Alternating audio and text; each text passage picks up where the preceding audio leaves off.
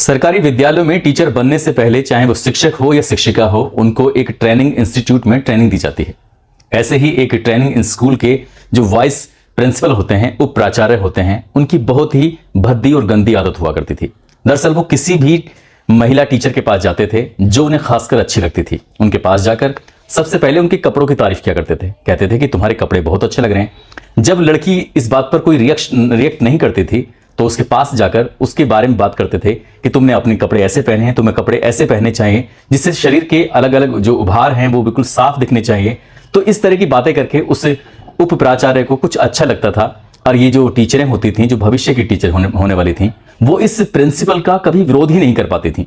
और ये सालों साल तक लगातार ऐसे ही चलता चला जाता है। टीचरों की ट्रेनिंग होती रहती है, टीचर आती रहती हैं, जाती रहती हैं, लेकिन वो वाइस प्रिंसिपल लंबे समय तक ऐसे ही जमा हुआ था और ऐसे ही भद्दी भद्दी और गंदी गंदी बातें किया करता था। जब वो वाइस प्रिंसिपल यानी कि उप प्राचार्य रिटायर्ड हो जाता है, तब जाकर छात्राओं को या कहें कि भविष्य की शिक्षिकाओं को या कहें कि प्रशिक्षणार्थियों को तब जाकर कहीं राहत मिलती है। आज की कहानी जो मैं आपको सुनाने जा रहा हूं, इस कहानी में इससे भी भयानक, इससे भी भद्दा होता है, जिसको सोचने के बाद आप भी मजबूर हो जाएंगे। काश वो चिट्ठी ना लिखी जाती तो ऐसे ही लड़कियां कब पता नहीं कब तक शोषण सहन करती रहती हैं, कब तक उनके साथ भद्दी भद्दी गंदी गंदी बातें होती चली जाती। आदाब, नमस्कार, सत श्री अकाल, मैं उस्मान सैफी। आज की जो सच्ची घटना मैं आपको सुनाने जा रहा हूं, इस सच्ची घटना है हरियाणा प्रदेश का एक जिला है जींद, और इसी का है एक इलाका लगता है उच्चाना। बात कर रहा हूं एक सरकारी गर्ल्स स्कूल की। दरअसल एक छात्रा, जिसको एक टीचर कहती है कि तुम्हें प्रिंसिपल साहब ने बुलाया है अपने ही कक्ष में, अपने ही कार्यालय में। जैसे ही वो लड़की सुनती है, थोड़ी सी सकुचाई सी, परेशान सी हुई, क्योंकि प्रिंसिपल साहब के सामने जाना स्टूडेंट में आज भी दम नहीं होता है। वो लड़की सीधा प्रिंसिपल साहब के कमरे में जाती है और कमरे में खोलने से पहले ही दरवाजे को कहती है, मे आई कम इन सर। तो बस वो कहते हैं कि ठीक है, अंदर आ जाइए। वो लड़की जैसे ही प्रिंसिपल साहब के सामने जाके खड़ी होती है, प्रिंसिपल साहब कहते हैं कि अरे सामने नहीं, तुम्हें मेरे बिल्कुल बराबर में आना चाहिए। जहां पर प्रिंसिपल साहब की कुर्सी पड़ी हुई है, अपनी ही कुर्सी पर बैठे हुए उस लड़की को बिल्कुल बराबर में खड़ा कर लिया, और खड़ा करने के बाद बातचीत करते करते उस लड़की का हाथ पकड़ लिया। हाथ पकड़ने के बाद उससे वो ऐसे ही बातचीत करते रहे, और बातचीत करने के दौरान ही उसके प्राइवेट पार्ट्स पर उन्होंने हाथ डाल दिया। यही नहीं, उसके और भी सीने पे हाथ उन्होंने जैसे ही डाला है तो लड़की ने कहा कि सर ये मेरे साथ आप क्यों गलत कर रहे हैं। तो उन्होंने कहा, यानी कि प्रिंसिपल साहब कहते हैं कि गलत जैसा मैं कर रहा हूं वैसे ही चुपचाप सहन करती चली जाओ। यदि किसी भी तरह की आवाज निकालने की कोशिश की, यदि किसी भी तरह का विरोध करने की कोशिश की, तो तुम्हें ना केवल मैं फेल करूंगा, तुम्हारे प्रैक्टिकल में फेल करूंगा, बल्कि तुम्हारे माँ बाप को यह जाकर शिकायत करूंगा कि तुम लड़कों के साथ घूमती हो और तुम्हारी पढ़ाई हमेशा हमेशा के लिए बंद हो जाएगी। उस लड़की ने सहन किया, और सहन करने के बाद मौका पाते ही वहां से वो कमरे से निकल आती है। और जो उसने अपनी आंखों से देखा, जो प्रिंसिपल का दरवाजा है अंदर घुसने का कक्ष की तरफ का, वो शीशे का बना हुआ है। अंदर से देखते हैं तो बाहर का बिल्कुल साफ दिखाई देता है, लेकिन बाहर से जब अंदर की तरफ देखते हैं तो बाहर से अंदर की तरह साफ दिखाई नहीं देता। वो लड़की परेशान हाल सीधा अपने इस प्रिंसिपल का कक्ष से बाहर निकलती है। बाहर निकलने के बाद अपनी सहेली के पास जाती है और सहेली के पास जाकर रोने लगती है, बातचीत करने लगती है। जैसे ही सहेली से रो रही थी, बातचीत कर रही थी, सहेली ने कहा, क्या हुआ, क्या प्रिंसिपल साहब ने तुम्हारे साथ भी कोई गलत हरकत की है? तो उस लड़की को बड़ा ताज्जुब हुआ, क्योंकि उसे लग रहा था कि ये शायद पहली बार उसके साथ हुआ है। लेकिन जब उसकी सहेली ने कहा कि ऐसा उसके साथ भी हो चुका है, तभी इन दोनों ने मिलकर एक प्लान बनाया। बोले कि यदि ये ऐसा ही होता रहा तो बहुत गलत हो जाएगा, इसको किसी भी तरकीब से रोका क्यों ना जाए। अब रोकने के लिए लगातार प्लान कर रहे थे। अगस्त 2023 में उस लड़की के साथ ये वारदात होती है, और दोनों लड़कियों ने, दोनों सहेलियों ने मिलकर तमाम तरह की कोशिश की। बहुत सारी बार सोचा कैसे करें कैसे ना करें। उन्हें डर लग रहा था कि उन दोनों का नाम सामने आ गया तो स्कूल से नाम कट जाएगा और उनकी पढ़ाई हमेशा हमेशा के लिए बंद हो जाएगी। जब दोनों सहेलियों ने बहुत सारी प्लानिंग करने के बाद फिर सोचा कि एक काम करते हैं, क्यों ना एक पत्र लिखा जाए प्रधानमंत्री नरेंद्र मोदी के नाम, क्यों ना एक पत्र लिखा जाए राष्ट्रपति के नाम, क्यों ना एक पत्र लिखा जाए chief justice of India DY Chandrachud के नाम। तो इसी तरह से उन्होंने सोचते रहे, और सोचते सोचते 5 पेज का एक पत्र लिख डाला। और पत्र में जो लिखा था वो अपना आप में बड़ा भयानक होता है। दरअसल उस पत्र में उन्होंने न केवल प्रधानमंत्री, राष्ट्रपति, CGI, राष्ट्रीय महिला आयोग, राज्य महिला आयोग, दिल्ली महिला आयोग, इस तरह के अलग अलग विंग्स को, अलग अलग संस्थानों को उन्होंने पत्र लिखा। और 31 अगस्त 2023 को यह पत्र जब पोस्ट कर दिया गया, जब ये सीधे सीधे सब संबंधित दफ्तरों में पहुंचने लगा, तो ज्यादातर दफ्तरों की जो पेज था, पन्ने थे, वो कहीं ना कहीं वो चुप हो गए, शांत हो गए। शायद ये पत्र कभी सामने नहीं आया, लेकिन जब राष्ट्रीय महिला आयोग के लिए जो पत्र लिखा गया था, वो पत्र ना केवल अब उस ऑफिस में था, बल्कि पत्र वायरल हो जाता है, जबकि पत्र की यही शर्त थी कि इस पत्र को छुपा के रख लिया जाए। यदि ये पत्र सामने आता है तो हर एक क्लास में जाएंगे टीचर, और क्लास में जाने के बाद हमारी कॉपियों को निकालेंगे, कॉपी निकालने के बाद हमारी राइटिंग चेक करेंगे, कहीं ऐसा ना हो हमारी राइटिंग अगर मैच कर गई तो हमारी पढ़ाई पूरी तरह से बाधित हो जाएगी।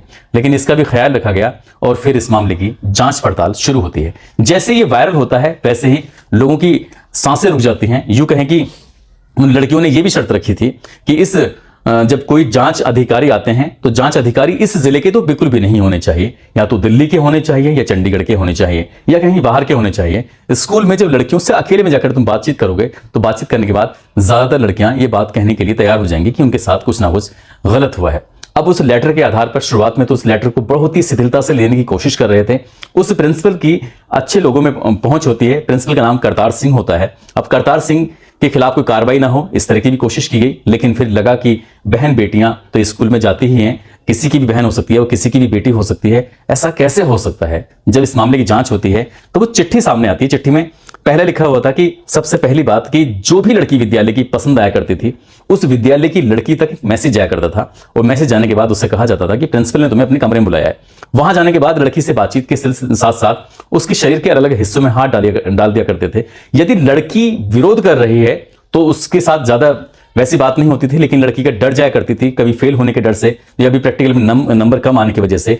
तब उस लड़की की चाहे वो सलवार में हाथ डाले चाहे वो उसकी कुर्ती में हाथ डाले, वो यहां इस हद तक भी मतलब चला जाया करता था। यदि इसी बीच में कोई बाहर से आदमी आया करता था तो फिर ऐसी स्थिति में, क्योंकि बाहर का साफ दिखाई देता है, बाहर से अंदर का नहीं दिखाई दिया करता था, तब वो इससे नॉर्मल बातें करना शुरू कर दिया करता था। अब ऐसे ही करता रहा। यदि किसी ने विरोध किया तो विरोध करने के बाद उसके साथ होता क्या था कि तुम्हें फेल कर दिया जाएगा, इस तरह की बातें होती थी। लेकिन इस काम में उस प्रिंसिपल की हेल्प करती थी एक लेक्चरर जो कि हिस्ट्री की लेक्चरर होती थी। वही ज्यादातर लड़कियों को, किसी भी लड़की पर हाथ, किसी भी लड़की को देखता था जो अच्छी लगती थी, सुंदर लगती थी, उस लड़की को देखने के बाद वो अपनी हिस्ट्री की टीचर से कहता था, और हिस्ट्री की टीचर जाकर उस लड़की से कहती थी कि तुम्हें प्रिंसिपल साहब ने याद किया है, तुमसे बातचीत करना चाहते हैं। अब यह भी दावा किया गया है उस पत्र के अंदर, जो 5 पन्नों का पत्र है, कि प्रिंसिपल के और हिस्ट्री की जो मैडम है उसके आपस में अनैतिक संबंध हैं। वो गलत काम उसी कमरे के अंदर करते हैं और कोई बाहर से आता है तो आराम से देख लेते हैं। और ऐसे ही करते करते एक लड़की ने तो शर्म की वजह से स्कूल छोड़ दिया था, क्योंकि उस लड़की का नाम उस प्रिंसिपल ने इतना बदनाम कर दिया था। बदनाम करने की वजह से वो लड़की स्कूल छोड़ के चली जाती है। यह भी दावा किया जाता है कि उसने अपनी जीवन लीला हमेशा हमेशा के लिए समाप्त कर ली, खत्म कर ली। अब लेटर को गंभीरता से लिया गया। इसके बाद फिर टीम स्कूल में जाती है। स्कूल में जाने के बाद अलग अलग तरीके से जब जांच पड़ताल कर रहे थे तो 390 लड़कियों से पूछताछ की जाती है। 390 लड़कियों से अलग अलग करके बातचीत कर रहे थे कि तुम्हारे साथ कोई गलत हरकत तो नहीं हुई है, कुछ बात तो नहीं हुई है। तो उसमें से 50 लड़कियों ने, नहीं 60 लड़कियों ने यह स्वीकार कर लिया कि उन्होंने हमारे साथ गलत हरकत की है, हमें गंदी नजरों से देखा है, हमसे गंदी बातें की हैं, हमारे शरीर के अलग अलग हिस्सों को छूने की कोशिश की है। जब 60 लड़कियों ने यह बात कही तब जो प्रशासन था, जहां जहां उच्च अधिकारियों तक बात पहुंचती है वहां तक हड़कंप मच जाता है। उसके बाद फिर दोबारा से कोशिश की जाती है। स्कूल के अंदर कुछ ऐसी पेटियां रखी जाती हैं जहां पर लड़की स्वेच्छा से जाकर अपना कोई पत्र लिख सकती है, अपनी बात रख सकती है कि हाँ मेरे साथ ऐसा हुआ है, नहीं हुआ है, या वो भी बातचीत करना चाहती है। तो इसे दोबारा से जब इशारा किया गया कि लड़कियां अपनी बात, मन की बात रख सकती हैं, तब जाकर 390 लड़कियों में से 142 लड़की सामने आती हैं और कहती हैं कि प्रिंसिपल ने हमारे साथ गंदी हरकतें की हैं, हमारे साथ बुरा किया है। अब इस मामले की जांच देखने लगते हैं हिसार मंडल के एडीजीपी होते हैं श्रीकांत जाधव, साथ ही जो डिप्टी कमिश्नर जींद होते हैं जिनका नाम इमरान रजा होता है, वो इस मामले की जांच करते हैं और अपने एसडीएम से कहते हैं कि जाकर तुम्हें खुद देखना चाहिए। एसआईटी का गठन होता है, साथ ही डीएसपी, एसएचओ महिला थाना की होती हैं, एसएचओ उच्चाना के होते हैं।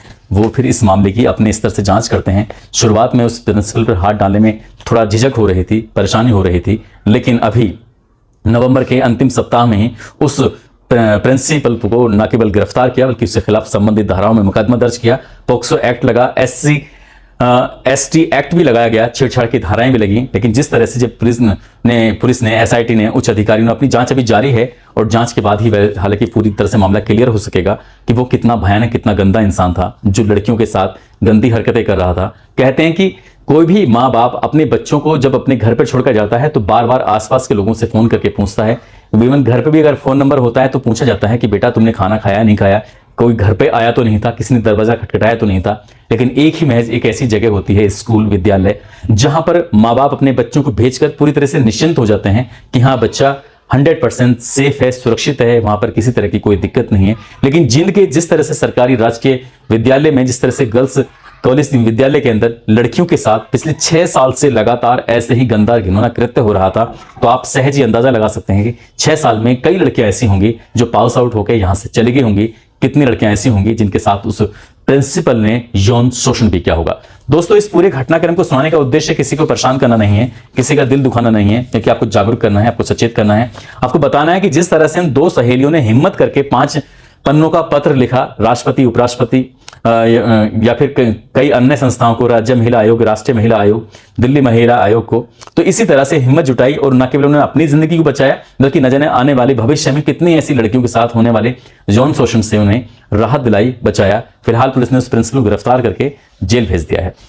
दोस्तों, आज हुमेरा खातून है, आज इनका जन्मदिन है, इनको जन्मदिन की ढेरों सारी शुभकामनाएं, बहुत बहुत मुबारकबाद। साथ ही मेनका यादव, मोहम्मद शरीफ सैफी हैं, इंदु कुमारी, शहनाज भट्ट, संध्या निषाद, नीरज कुमार, मोहम्मद जफरुल, बलराज सिंह ठाकुर, शैलेंद्र प्रताप सिंह, मोहम्मद जिदान, ललित राजपूत, साजिद आलम, सूरज गौतम, अनन्या कुमारी, इन लोगों ने नाम लेने की अपील की थी। आप सब लोग अपना ख्याल रखें, सुरक्षित रहें। जय हिंद, जय भारत।